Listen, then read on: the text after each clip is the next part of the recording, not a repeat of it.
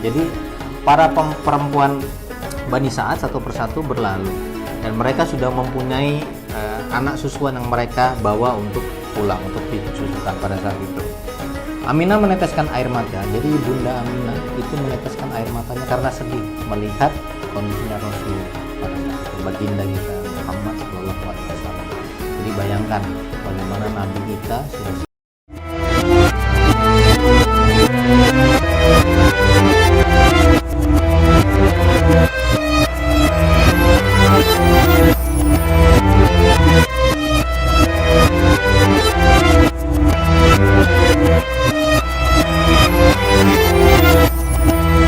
Oke, assalamualaikum warahmatullahi wabarakatuh. Kembali lagi di channel apa? Rumah Ade dan Fitri.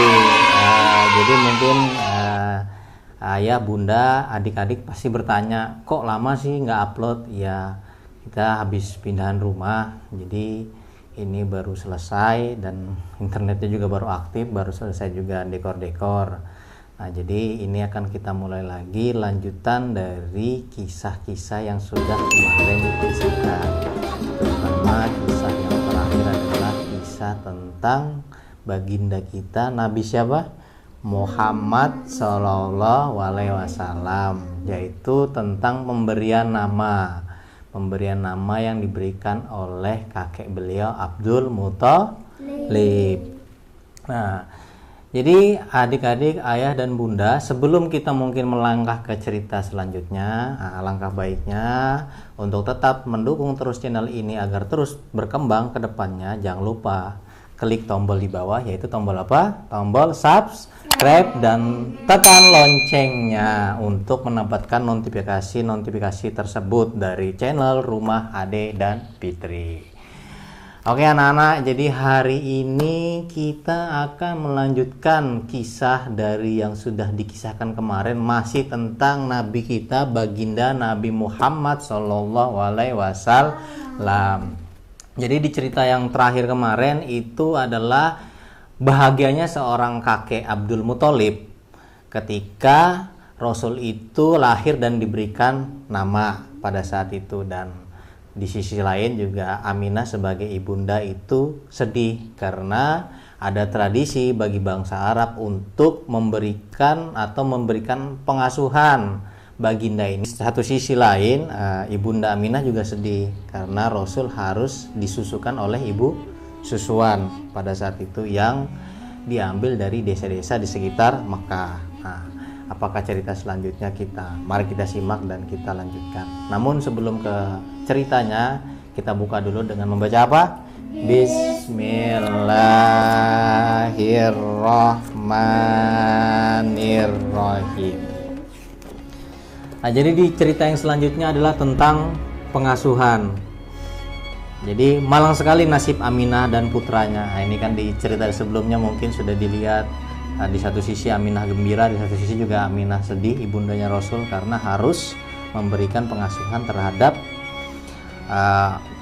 orang-orang yang mengambil upah atau untuk ibu-ibu susuan pada saat itu. Malang sekali nasib Aminah dan putranya.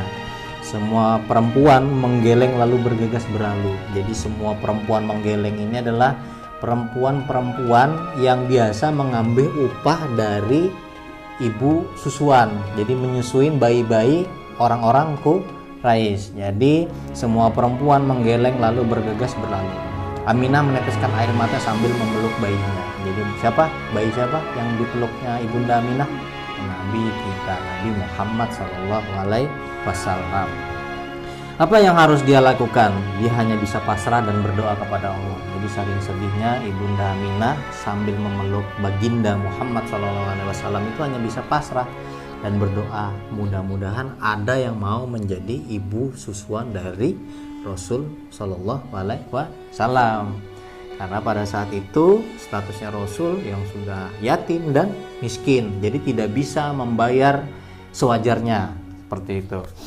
Siang menjelang, terik panas Mekah mulai membakar.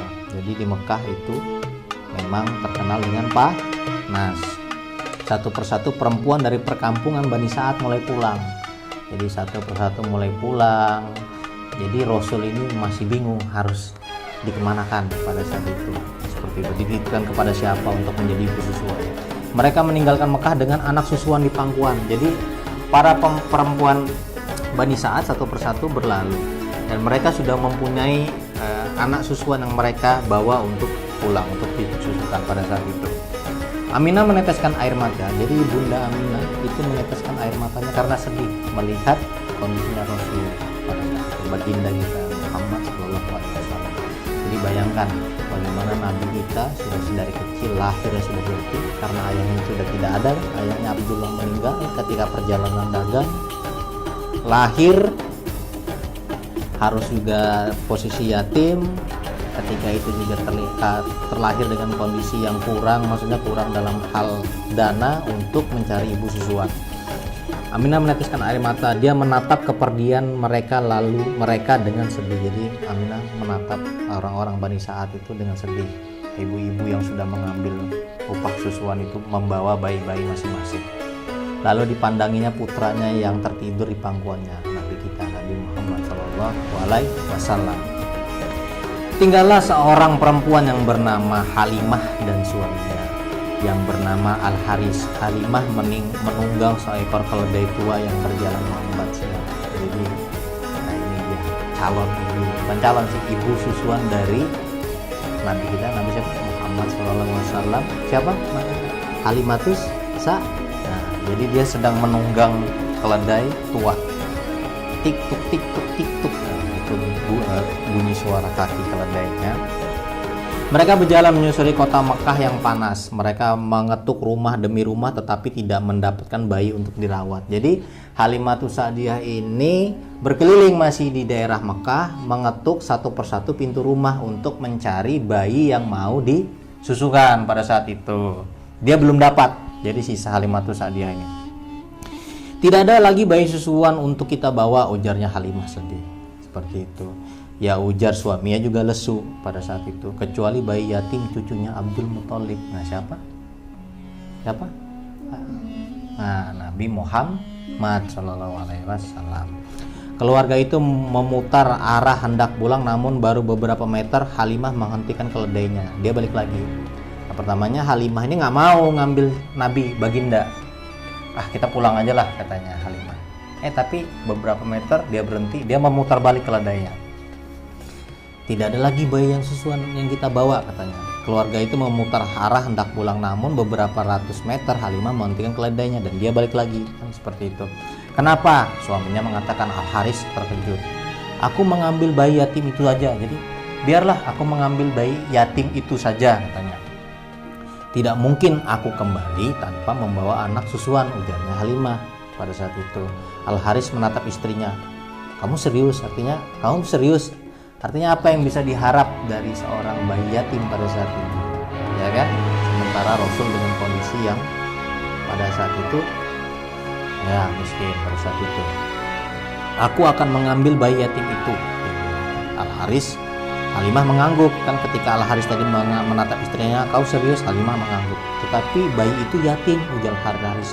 Apa yang bisa diberikan ibu dan kakeknya kepada kita? Jadi apa yang bisa diberikan? Apa yang kita bisa harap upah ketika itu bayi yatim? Tidak ada bapaknya sementara pada saat itu. Demi Allah, aku tidak akan pulang tanpa membawa anak susuan, tegasnya Halimah pada saat itu. Baiklah, semoga Allah memberikan kita berkah. Doa Al-Haris penuh harap.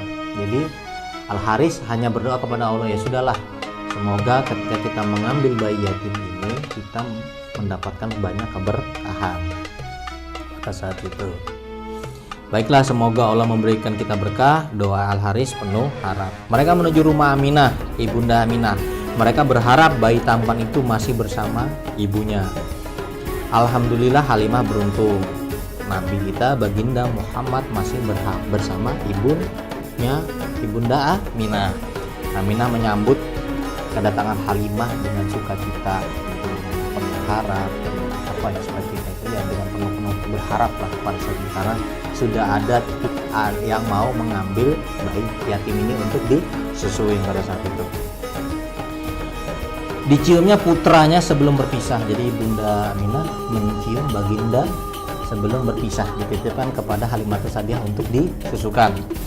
Air matanya bercucuran. Aminah berpesan kepada Aminah untuk menjaga dan merawat putranya dengan baik. Jadi pada saat itu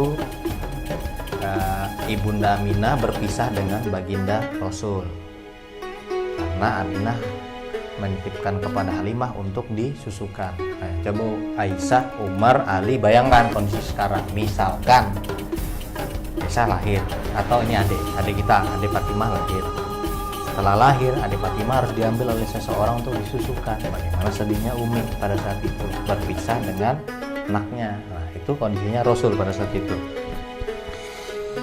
Aminah berpesan tadi kan, menjaga dan merawat putranya dengan baik. Muhammad adalah cinta dan harapannya. Ayahnya telah tiada pada saat itu. Dibawalah Muhammad ke perkampungan Bani Sa'ad. Ini adalah kampungnya dari Halimah. Jadi dia dari Mekah membawa Rasul, baginda Rasul pulang ke perkampungannya Halimah di Bani Sa'ad.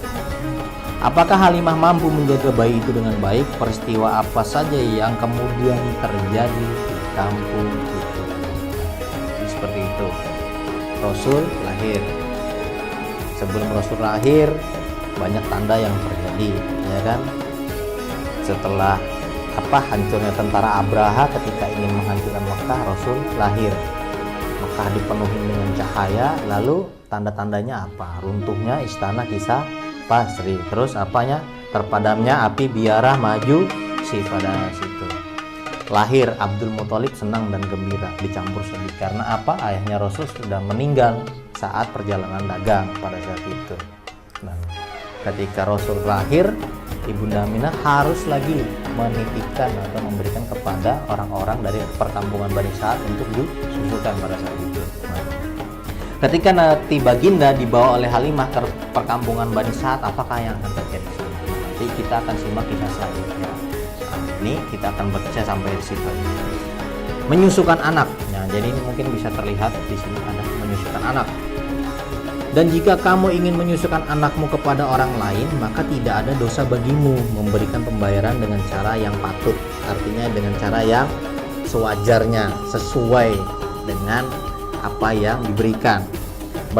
Bertakwalah kepada Allah dan ketahuilah bahwa Allah Maha melihat apa yang kamu kerjakan. Surat Al-Baqarah surat 2 ayat 233. Nah, jadi seperti itu. Tidak ada di surat Al-Baqarah ini, jika kamu ingin menyusukan anakmu kepada orang lain maka tidak ada dosa bagimu. Berikanlah pembayaran dengan cara yang patut atau yang pantas. Di sini ada pelajaran bahasa Arab. Nah, ini pelajaran bahasa Arab, ada keranjang bayi dan miskin. Ayo baca. Bayi, mahdun. Terus miskin. Apa lagi? Miskin. Ini. Jadi apakah yang akan terjadi di kisah selanjutnya ketika Rasul dibawa ke perkampungan Bani Sa'ad? Mungkin nanti adik, ayah, dan bunda mungkin penasaran. Mungkin kita akan lanjut di kisah selanjutnya. Oke, nah, jangan lupa tetap terus simak channel Rumah Ade dan Fitri dan pantengin kisah-kisah selanjutnya, dan jangan lupa tekan tombol subscribe di bawah dan nyalakan loncengnya. Mungkin sampai sini saja cerita yang dapat dikisahkan pada saat ini, bagaimana Rasul ini dalam pengasuhannya Halimah atau Halimatus Sa'diyah dibawa ke perkampungannya adalah perkampungan Bani Sa'ad. Nah, dan apakah yang akan terjadi di sana? Dan ini nanti akan ada sebuah pelajaran besar tentang bagaimana cara mendidik anak, mengapa Rasul itu dibawa ke perkampungan Bani Sa'ad, apa tujuannya. Kita akan saksikan dan simak di cerita selanjutnya. Mungkin sampai sini saja yang dapat saya sampaikan. Kesalahan murni datangnya dari saya sebagai manusia yang selalu salah dan silap. Nah, kebenaran itu yang ada di dalam cerita ini maupun yang ada saya sampaikan itu murni datangnya dari Allah Subhanahu wa Ta'ala.